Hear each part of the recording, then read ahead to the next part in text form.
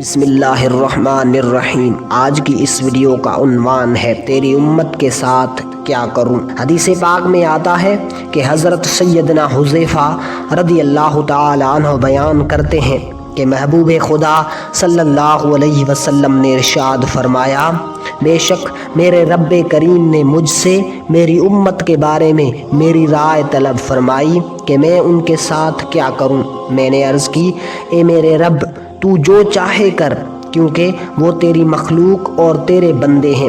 اللہ پاک نے ارشاد فرمایا، اے محمد صلی اللہ علیہ وسلم، ہم تمہیں تمہاری امت کے معاملے میں غمگین نہیں کریں گے۔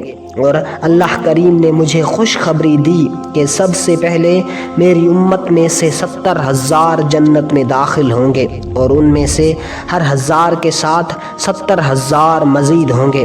ان سب پر کوئی حساب و کتاب نہ ہوگا۔